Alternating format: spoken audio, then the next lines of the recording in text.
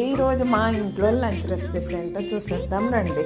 ఇవి తీసుకొచ్చినవి కాదు, అందుకనే నాకు ఇలా తెప్పించుకోవడం ఇష్టం ఉండదు. సరే, క్యాప్సికమ్ కూర చేస్తున్నాను.